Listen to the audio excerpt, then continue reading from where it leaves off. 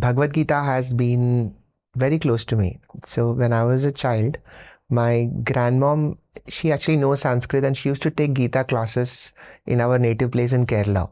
Wow. So I used to attend Gita classes with her when I was 8, 9. And after I finished my MBBS, I decided that I have 1 year to study for my entrance exam. And I took up reading Bhagavad Gita every Sunday, almost as a, होता है ना कि मैं ये करूँगा, भगवान help me study better. And my grandmom only took me through that again. So that was the second time I read it. And during the pandemic, I read it a third time. What was very interesting was every time I read the Bhagavad Gita, I would understand it very differently. It almost felt like it was a completely New book. which makes me wonder that the last time I read it, I was 33. I'm now 36. I wonder if every 5 years I read it for the rest of my life, will it always be a different book? It will be, and the more it changes and the more speedily it changes, the better. Because you see, it's a very special book where the words have been addressed to the ego, with a view to convince itself of its non-existence. Which means that the very purpose of the book is to change the reader. Right. The very purpose of the discourse is to change the reader. I pick up the book and I think I am somebody. And if I am honest with the reading, then the reading will convince me that I am not what I think of myself. Right. That is the first leg of the second part is the principle that what I read, what I think, what I construe as the reality is a function of who I am. The same words will mean something to you and something else to me. I mean, very basic word. Somebody writes here, okay, this is a goat.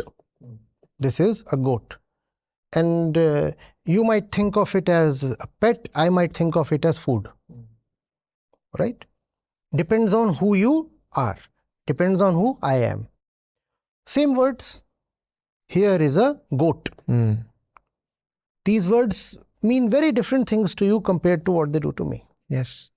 So if you change, the meaning of those words will change. And the very purpose of those words is to change you. Yes. So those words exist to change me. Change you. I'm talking about the Gita. Those words exist to change you. And when you change, the meaning of any words you read will change. Which means that if the Gita is successful upon you, you will find its meaning evolving. Therefore, I said that I wish that the change happens with a greater speed. That makes sense. And I'll add one more point, which is it is likely that you will open the Gita at a time when you are maybe going through some conflict, which means that you are more in your ego at that point, which means the change would be even more stark. Right. See, it's like this. I have some eye condition.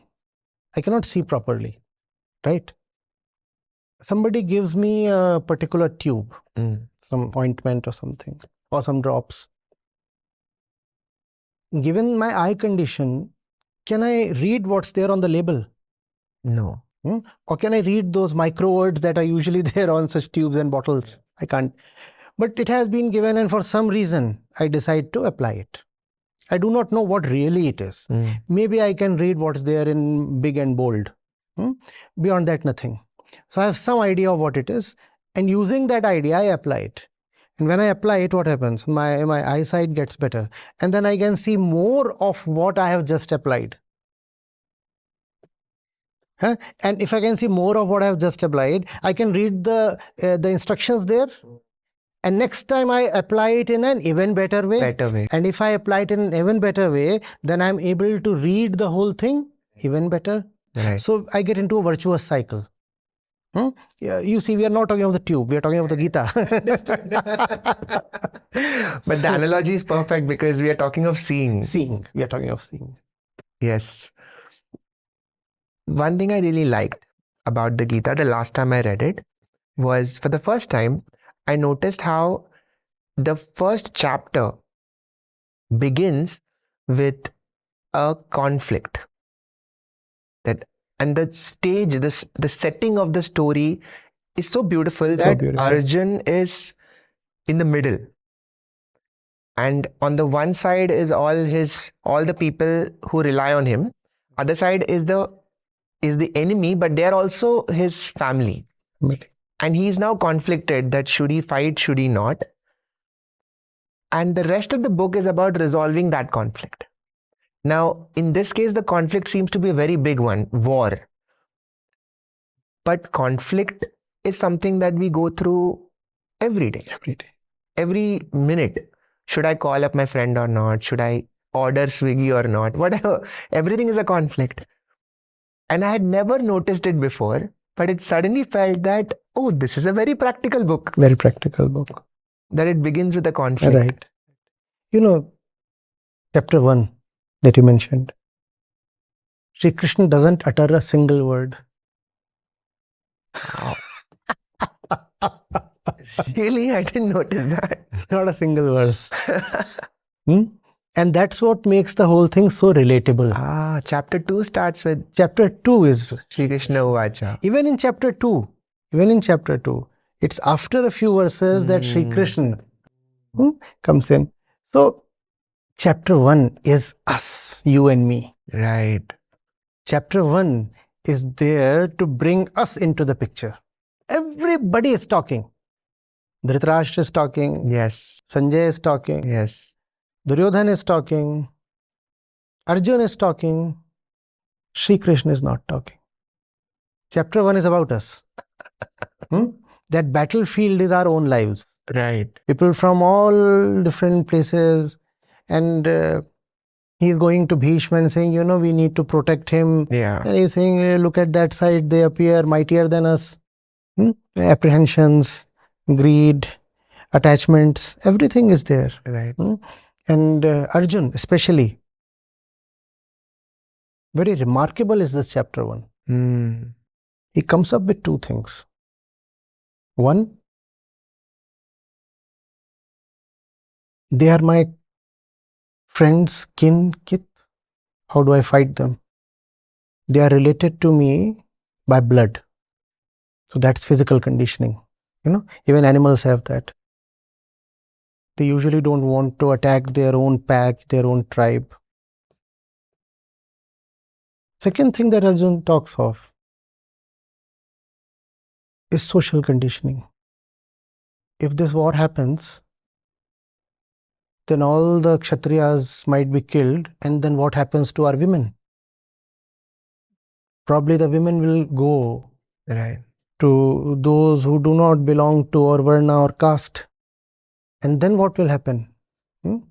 Arjun goes on explaining.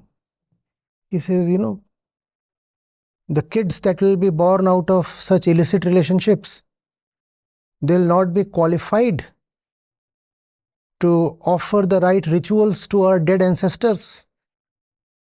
And then their souls will suffer in various kinds of hells.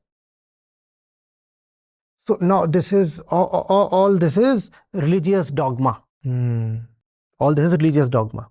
Social conditioning. Arjun has heard of all these things from somewhere. They are not coming from the body. And it's all coming back. First of all, it has come to Arjun from the society. It is not even arising from the body. Right.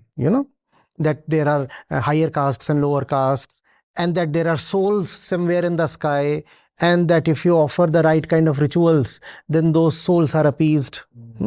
So that's social conditioning, that's religious dogma. So two kinds of things Arjun is suffering from right in the first chapter. One, physical conditioning. How do I kill my own brothers out there? That is physical conditioning.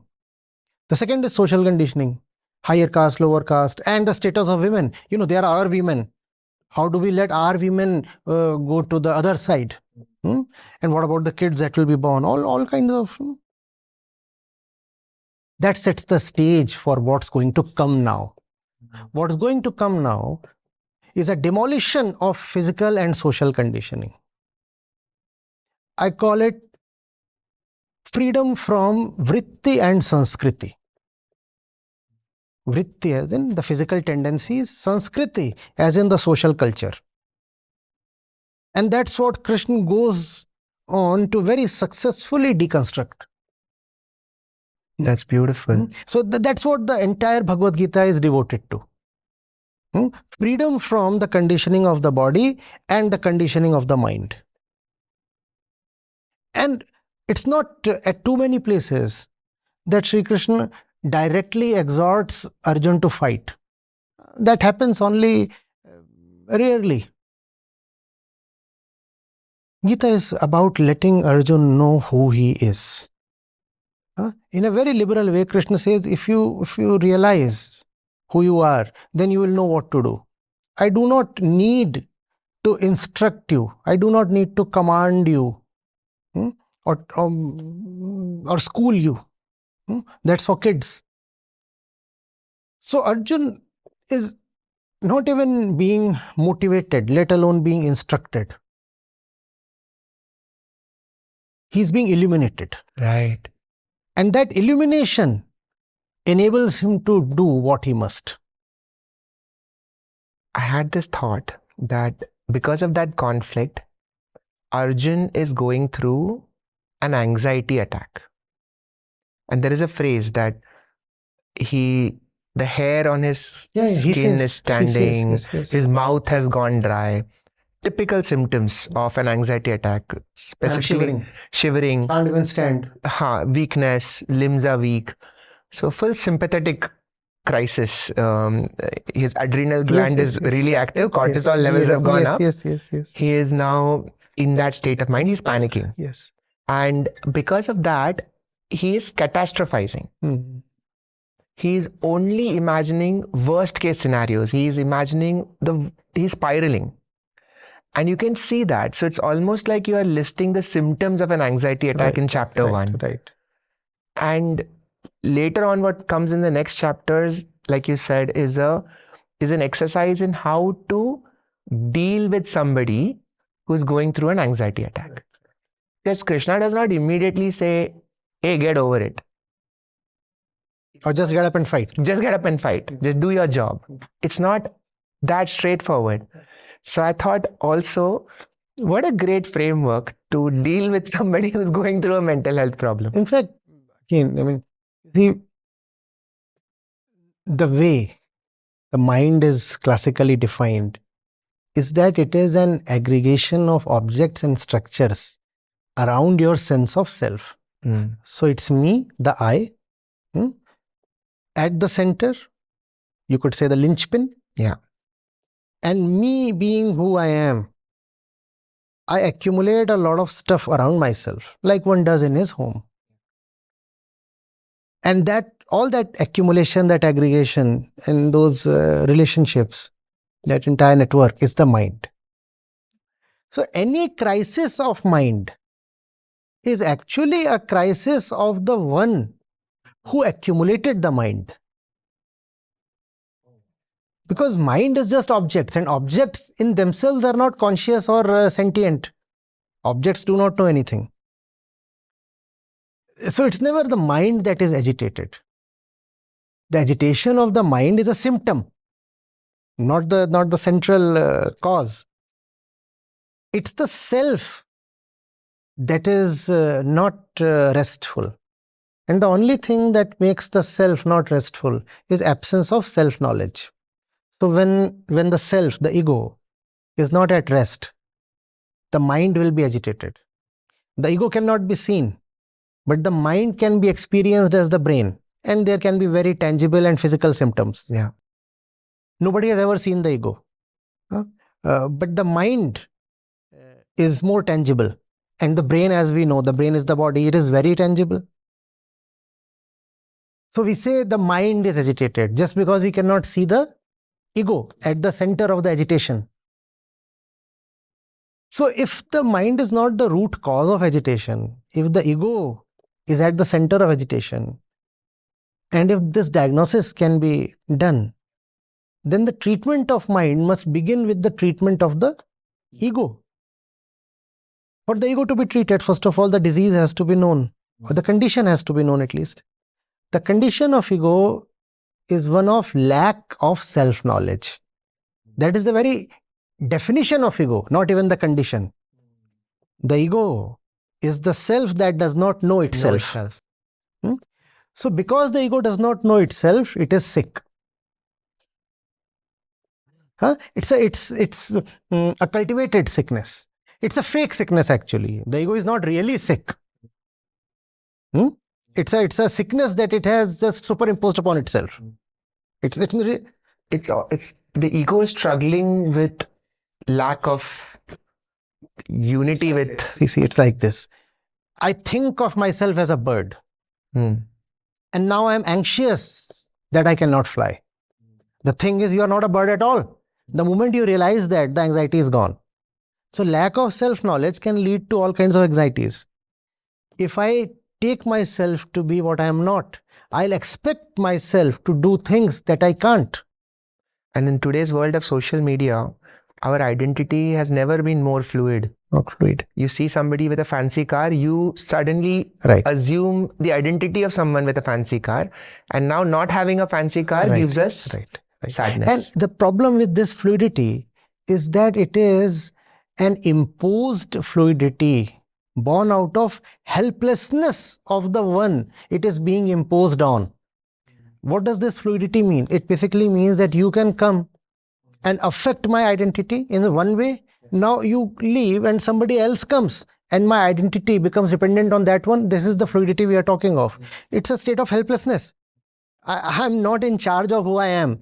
Anybody comes and starts determining my sense of self. My state of mind. My state of mind. Why? Because I do not know who I am. If I do not know, let's say, my own name, and you come and address me as AB, then I'm AB for the while. Then that one comes and calls me CD. I become CD again for a while. So that's fluid identity. Fluid identity. And it's a state of great slavery. Helplessness and powerlessness.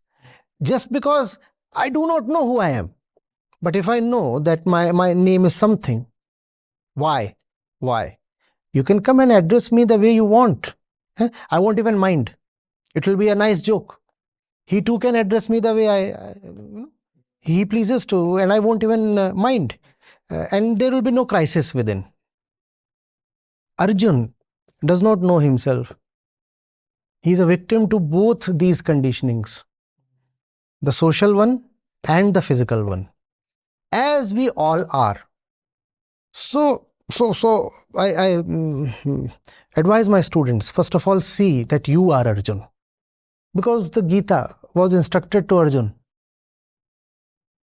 Only an Arjun can be rightful recipient of Gita. If you are not Arjun, the Gita will not help you. First of all, you should see that you are the victim of multiple identities and all kinds of conditionings, just as Arjun is. And then, step by step, verse by verse, there will be some resolution, as you said. So, that's the reason the Gita is so useful and also became so commonplace. Because the very setting is of familiarity. Unlike the Upanishads, where the entire setting is idyllic and far removed from the usual householder's life, the setting of the Bhagavad Gita is extremely relatable. everybody can relate to the Bhagavad Gita. The Upanishads and the Gita, they carry exactly the same message. They form part of the core of Vedanta. But still, the Upanishads are not as famous, not as relatable. But they carry the same message. They carry the same message. In fact, the Bhagavad Gita is called the very essence of Upanishads. Understood. And Vedanta is supposed to be having three legs. Just to explain it. Not legs exactly, not stump exactly, but the audience would understand it this way. That's called Prasthan Trai. Prasthan Trai. The three pillars, you could say. So one of the pillars is Upanishads, and one of the pillars is the Bhagavad Gita. And then the third one is the Brahma Sutra. So the Upanishads and Bhagavad Gita, they belong to the same bracket of scriptures, much the same. Yet Gita is far more famous than the Upanishads. Because of the Packaging. Because of the packaging and the relatability quotient. There is feeling, there is emotion, there is drama, there is bloodshed, and there is history. It is a part of the Mahabharata, and the Mahabharata has so much that fascinates us. So the Gita became far more famous. Which is better scripting overall. Much better scripting as well, yes. One analogy that I observed, and I don't know if this is true or not, is that the entire story is written from the perspective of a blind king being told what is happening with somebody with second vision. Yes. I wondered if there is a metaphorical explanation to this, which is that it is not easy to look inside our own conflict. Yes. Was I reading too much into that? No, you are not. No, you are not. Okay. Everything there has layered meanings. Yeah.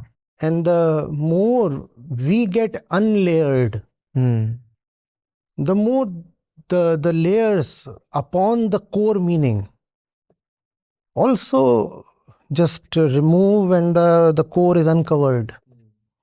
So you could very well say that the blindness of Dhritarashtra is metaphorical and indicative of a deeper inability to see. When the second chapter starts, that's where we get into we start getting into the meat of the matter, the conversation. Yeah. Now, the way the advice goes through the different yogas, Karmayoga and the Sanya, why is it arranged in that specific order? Why is it Karmayoga first, Sannyasa Yoga? The arrangement is not really original. Okay. The arrangement came later. Oh.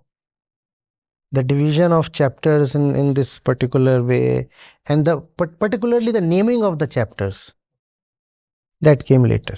So we need not read too much into why one particular chapter is named in one particular way. Okay. But what I find interesting there is that the war lasted 18 days. Yeah.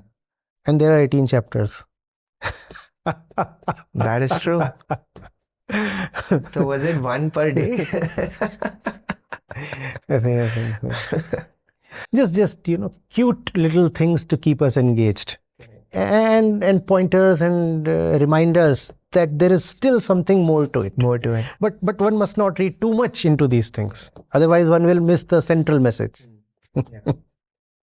I want to talk about the three main yogas in the Bhagavad Gita. So let's talk about the Karma Yoga first, which is, put it in a nutshell, what I've understood is action takes precedence over everything else. But is that the right interpretation?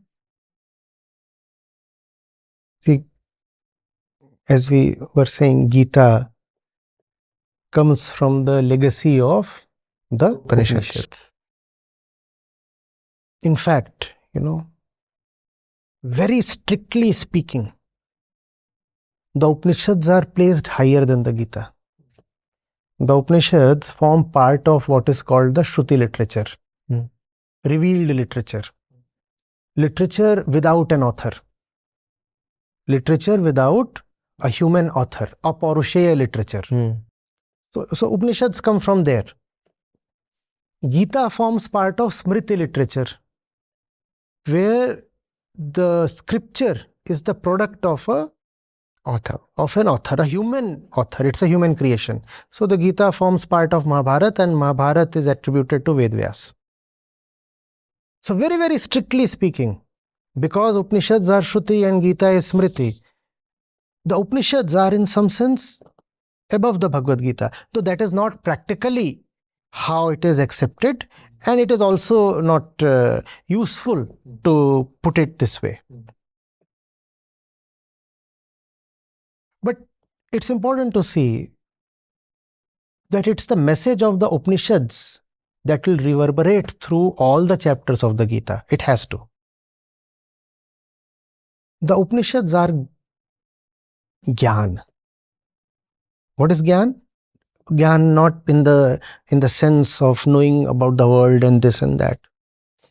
Atma Gyan, self-knowledge. So the core message of Gita too is self-knowledge. Arjun, please understand who you are. So what is Karmayoga then? Focus not on the karma but on the karta, the doer. Know who you are. If you focus too much on the action, you will be deluded. Look at the actor. If the actor is right, you need not think about the action. The action will fall in place on its own. That's Karmayoga. I like to put it this way. Chapter 2 comes before chapter 3. Chapter 3 is Karmayoga, chapter 2 is Jnana Yoga. Got it. Fair. So, the best thing was served to Arjun first of all. Jnana Yoga. That's the Jnana Yoga. But Arjun was still reticent. You know, Krishna, I have my doubts. In fact, at points, he is kind of accusing Krishna of misleading him. That's the extent. You know, attachment and delusion can delude you. So after Jnana Yoga, which is Sankhya Yoga, then there is Karma Sannyas, and all the things that, you know, follow. So Karma, whenever Sri Krishna says Karma, it's Nishkam Karma. Whenever Sri Krishna says Jnana, it's Atma Jnana. So Karma Yoga is actually Nishkam Karma Yoga. Nishkam Karma means action that is not coming from a desirous self.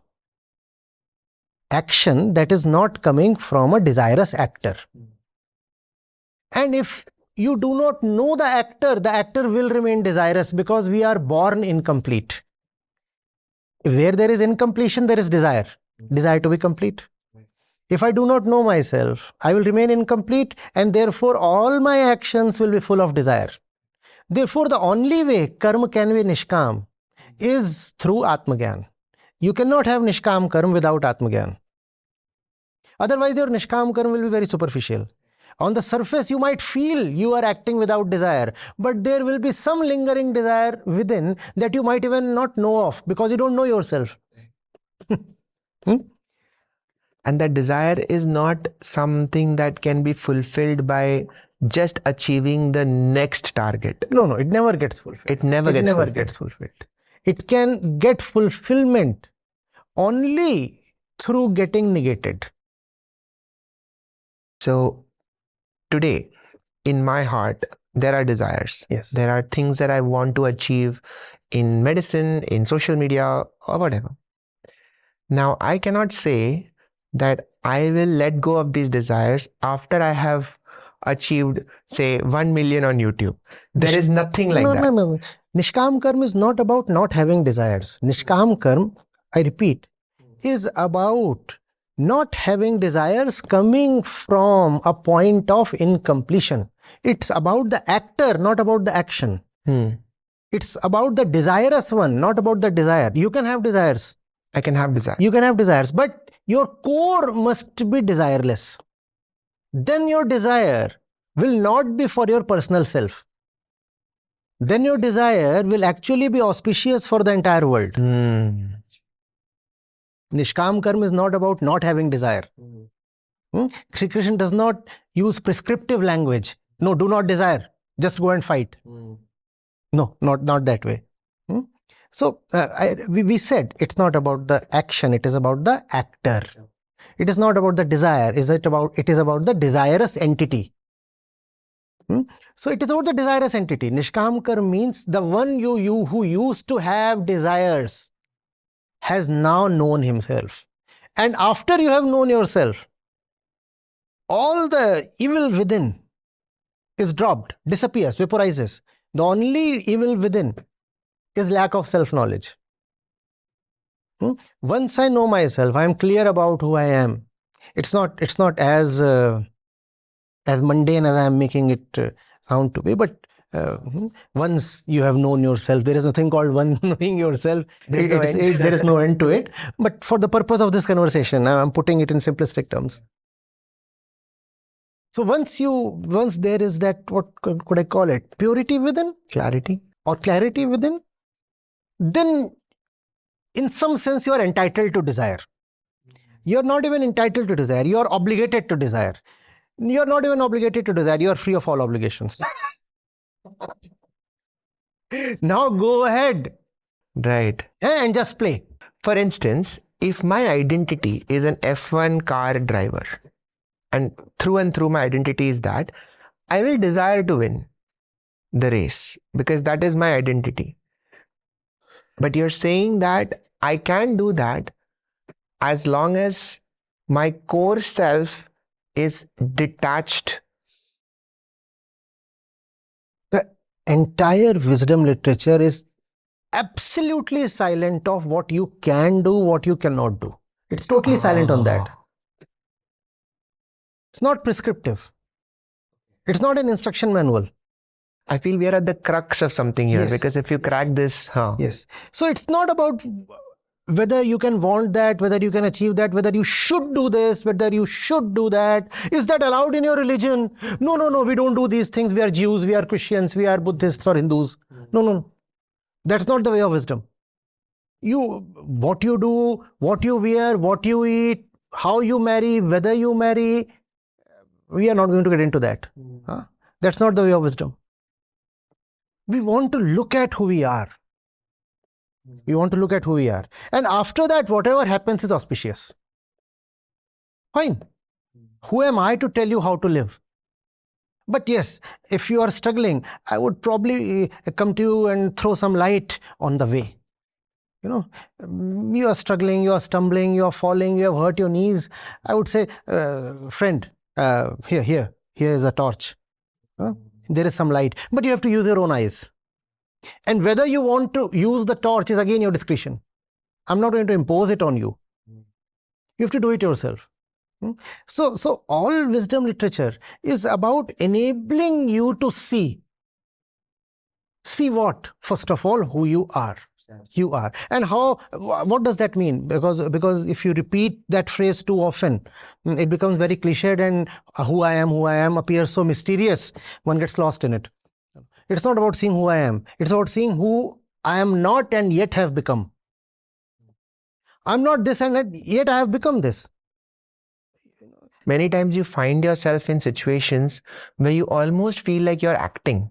You're acting because you have been trained to act. Yes. You have been conditioned to act. कि ऐसे situation में मैं ऐसे ये करना बोलूंगा, ये होता करना है, है. ऐसे करना होता है, ऐसे करना होता है. Now that the fellow has arrived, you're supposed to smile and greet. Now the fellow says, "Oh, I lost my job." You're supposed to offer some kind of commiseration. Correct. So I'm not that, but something happened in the process of my journey through life, and I just got indoctrinated, conditioned to do that. So Gyan is about freedom from what you are not and yet have been forced to become. It is freedom from becoming. Becoming that came to you in the past and becoming that pulls you to the future. What does future mean to us? Becoming, right? I want to become such a thing in the future. And all this becoming associated with the future is actually a residue of the past. Pushing you. You cannot have desires for the future devoid of pure experiences of the past. Correct. If you remove everything that has happened to you In the till 1 past. minute ago, Yes. what will you do? There is no desire for the future then. You cannot have dreams and aspirations then. Right? So we remain entangled in all that, and the net result is suffering. So wisdom then, with the way Krishna is imparting it to Arjun, is about seeing what Arjun is not. Arjun, why are you behaving this way? You know where your action is coming from. Arjun, can you see where your action is coming from? Therefore, there is a tremendous lot of negativa the Gita deals in. Nirashi nirmamo bhav. Yuddhasva vigata jor. So, you look at the construction of the very word. Drop hope, nirashi bhav. Drop ownership, the sense of possession, nirmama bhav. You see how the very word is constructed? Hope is towards the future, ownership is from the past. Drop these things. Drop these things. In fact, the entire repository of words that you find in the Gita, they themselves tell you what Sri Krishna is attempting. He's saying, just drop it. Just drop it. Just drop it. And if you do not drop that, then you will drop the Gandiv. So pick up the Gandiv and drop the nonsense. Right. Because when you think about motivation, why are we doing anything? We are most likely being either pushed by something in our past or pulled by something in our future. I am doing this hoping that something will come in the future, or I am doing this because I have committed to something. Actually, there is not even an or in between. You know, as you stand, there is the past that you think is behind you. And the future is but a mirror. What you look at as the future is nothing but a reflection of your past. Here I am, and there is a mirror there. And what I see in the mirror is stuff that is actually behind me. So there are no new dreams actually. Right. What we are dreaming of is actually just the stuff of the past repackaged. Or it's things that you can see other people do. Things that you see you have seen other people do. Yes. Again from the past. Again in the past. Correct. Yes. Because what can you dream of in the future that has not happened? Can you think of anything that has not been in your experience so far? No. Even imagination is dependent on the repository of experiences. So all hope and optimism is just projected past. Projected past. And that's what the Gita is attempting to rid Arjuna of. In psychology and even in neuroscience, when it comes to motivation, there are these terms called external motivation and internal motivation. Yes. So all external motivation is motivation influenced by things that have happened around us, to us. Right. And internal motivation is one that comes from within. And there is a lot of discussion whether is there an internal motivation? Isn't everything external motivation? In the world of Gita, first of all, the external and the internal motivations become one. Secondly, both become redundant.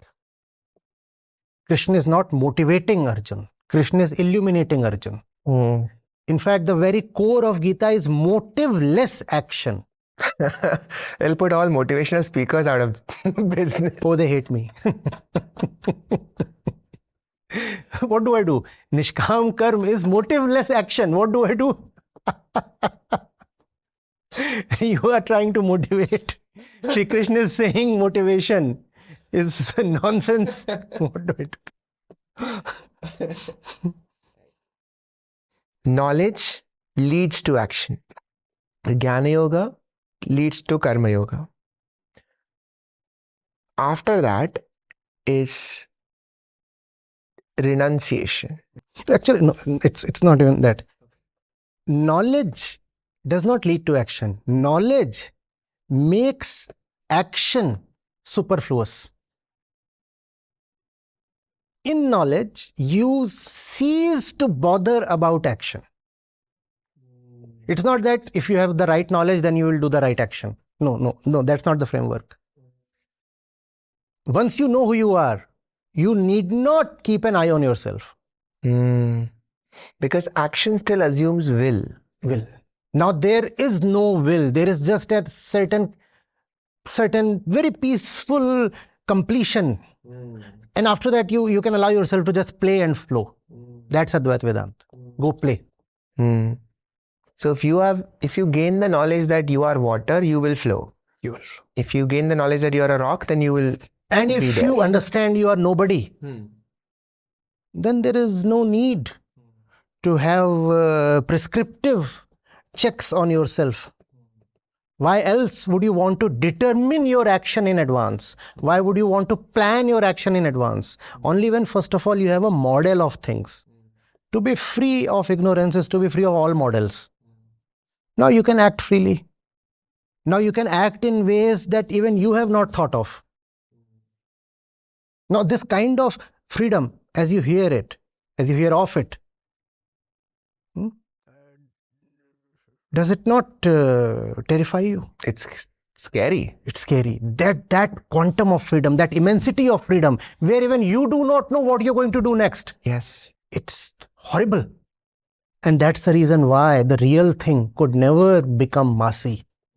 That's why India, in spite of being the mother of these things, Indians could never partake the benefit. At least not the bulk of Indians. Because even when we talk of this freedom, we are talking of freedom from self. Because what we identify as self is that person who is acting. We still associate freedom with freedom of choice. Freedom of choice. And here you're saying that once you have that level of knowledge, there is no need for choice. There is no choice. Because there is no chooser. There is no chooser. There is nobody to choose. Correct. So in a way, that is death. That's death. Wonderfully put.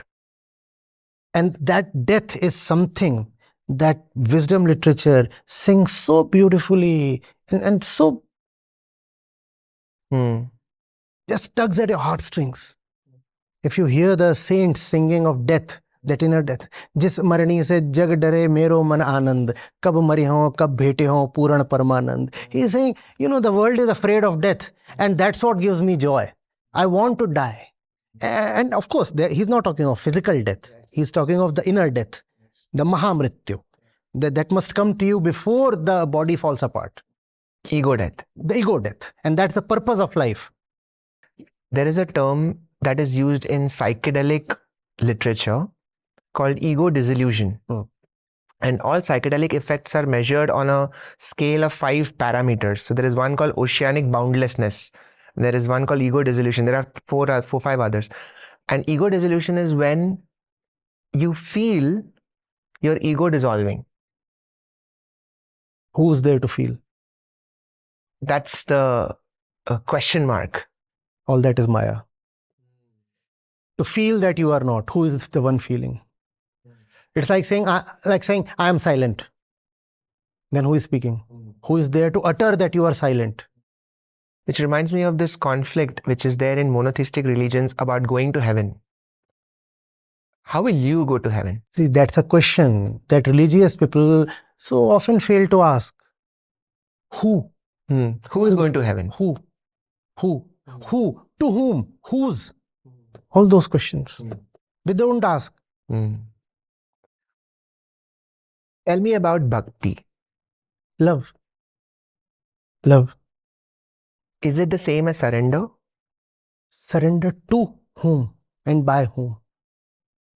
I see I am not what I must be if I am to live in peace or fulfillment or joy, whatever word we choose. So I surrender this suboptimal self. That's surrender. To what? To my greatest potential. You could call it the complete being, total being, absolute being, or equally you could call it non-being. Non-being. So that's love. That's bhakti. You're not surrendering to a external entity. No, never. No. So when people stand in front of a photo or an idol or a book or anything and they surrender to that entity, is there a difference? See, there is a choice then. You cannot, the only problem is that it becomes infeasible. Surrender becomes infeasible when you are surrendering to somebody outside of you. Why? Because now there is a choice. You chose to surrender to that. You did not choose to surrender to this. So the one making the choice is keeping himself intact. So how is now surrender complete? Partial surrender will happen, and partial surrender is no good. Therefore, any kind of surrender to any external entity will never be complete. It will not deliver the goods. I would push back here saying maybe it's not equally good, but does it come with some benefits? There are some benefits. It can be a preparatory thing. Yes. It can be a provisional thing. Yes, because the benefits of prayer and even partial surrender to the brain is still noticeable. But you have to understand that unless you graduate just at the right time, you run the risk of rotting. In that state of partial surrender. In that state of partial surrender. And that partiality can become addictive. It's a very comfortable spot that you have acquired for yourself, where the ego gets the pleasure of being called a surrendered ego. It also gets the pleasures that come with all the things that you do. There obviously are some mental benefits to that. Yes. And then you don't want to move from that state. You think of that state as the final one. So there's a great problem there. So it's something okay to begin with, but very soon you must graduate ahead of it. So any proclaimed enlightened soul who is still in public talking about how they are enlightened, is it fair to raise a question mark on their enlightenment? There is no need to even raise a question mark. A question mark is when there is uncertainty. It is certain that they are fooling themselves. So there is no question. Because anyone who has truly reached that, it does not exist anymore. To reach there is to disappear. Now who is there? We can never to claim the credit. Now who's there to make the declaration? I am enlightened. As long as you are, you cannot be enlightened. It's like saying I am dead. Exactly. I come and say I am dead. Sir, if you are dead, who is talking? Exactly. So by the very act of by the act of declaring one's enlightenment, one has actually certified that he is not. They are not. Okay. Practical Bhagavad Gita. To a 25-year-old student or young working professional in India, they've never explored it before. Practical Bhagavad Gita, how would they start? What should they do? Do they need to read it? Yeah, obviously. They do need to read it. Obviously, the reading has to be there. I mean, it's a book. It's a book. It's a book. So Correct. You have to read it. One must stay with the verses for long. Very, very long. One should not be lazy with the interpretations. Because it's a famous scripture. There are just too many commentaries. One should first of all try to get into a personal relationship with the speaker, the author, whatever, creator, Arjun, Krishna. First thing, there should be no primary need for an intermediary. An intermediary should be called in only when there is a genuine obstacle. I cannot proceed any further, or this part is something I just cannot get any clarity with, or I have some clarity with this, yet I think there is something more to it. Only then you should call for assistance. Otherwise, it should be an intimate thing between you and Krishna. Which also means that if you pick up a book, you should not be too eager to jump on to the elaboration, the bhashya, the commentary. There is the verse. See what you can make of it. When Krishna was speaking to Arjun, there was nobody in between serving as a middleman. It's not as if Krishna was speaking to some guru and the guru was then elaborating it to Arjun. There was a direct communication. Arjun had to struggle to understand, just like you, the reader, will struggle to understand. You should avoid partisan interpretations. And has to be a love affair. I mean, you cannot look at it like a textbook. You have to carry it wherever you go. You have to read one verse many times. Then you go back and forth. You return to a particular verse. You play with them.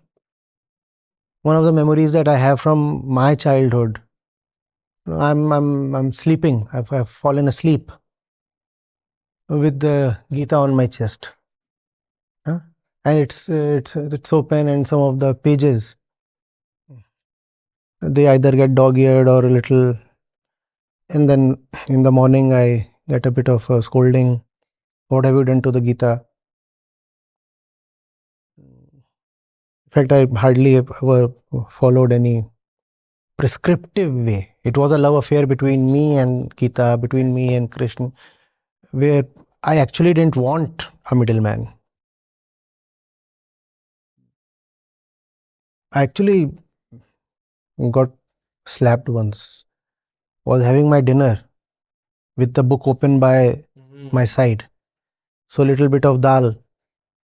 And that's something that you don't allow in a Hindu family. Yes. Where is the reverence? There is a reverence. First of all, you're not supposed to read it when you're eating. Yeah. And I was doing that. And then to make something, some food item fall on the pages of the Bhagavad Gita, that's just not permissible. I got a... I'm not advising that, but that just came to my mind. What I'm trying to highlight is that there was a very genuine relationship.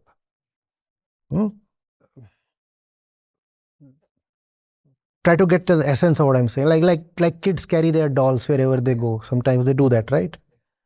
So It should be a friendly learning. it was a friendly learning, and I was grappling, wrestling, doing all kinds of things with it, Arguing. not accepting it easily. Yes. I have argued endlessly with Krishna. Not that I've given in easily. No way. And that was not again the case with only this book. There were so many other books that I have grappled with. There is this thing in salesmen where there's a book called Never Split the Difference. So they talk about how negotiation tactics. And one of the lessons is that if you're selling something to somebody and if they say yes, that makes you a bad salesman. Their first response should be no, because that means they've heard you.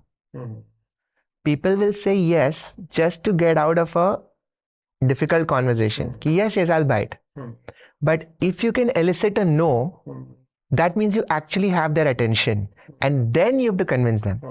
So I like that you argued, because that means it hit. You see, how can there be surrender without struggle? Without struggle, exactly. You're giving up the most precious thing in your life. All that I have is me. You want to have me, the totality of my existence. Correct. And I'll just give in without a fight. No way. It's not a real giving in. No way. Correct. Where is the violence? I think that makes a lot of sense. I am over the next 1 or 2 years, I'll read it again now after this conversation. Wonderful. And I'll be talking about this, and I'll be bringing in wisdom that I've gained from this. What I would eventually like to do is to bring more of a scientific lens to what the verses have said, because there is a lot of biology. There's a lot of what is happening in your body. It talks of senses. It talks about levels of senses. It talks about levels of pleasure. And maybe 50, 100 years ago, the pleasure networks were not described in neuroscience, but now they are. So now when there is a verse on pleasure, I can compare with pleasure networks in the brain and understand, oh, is this what it was meant for? In fact, I would like to possibly contribute with all the instances where Sri Krishna is referring to something that corresponds to neuroscience. He talks of, for example, Nirmalendriya. So he distinguishes even between sense and sense. He says there is one kind of sense and then there is another kind of sense. Now, what does that mean in the terms of whatever happens in the neurons is better obviously understood by you. And man, Yes, the mind, the relationship of the mind to the brain, the Gita goes into all that in length. it was very fascinating for me the last time, but I have since become more engrossed into it. So there's an open invitation here that we can do that at a deeper level. Definitely, my pleasure. I do that all the time. I mean that's my life. I one verse, every single verse, we spend hours and hours on it. And these books that you see, in fact, they don't even contain all the verses. This is not even 10% of the work. So and still, in spite of whatever I might have done, there is so much more that still needs to be done. So I would be happy. It would be an honor. Acharya ji, thank you so much for being a part of this conversation. Most welcome. I really enjoyed this conversation. Thank you. It has been a learning opportunity. Thank you.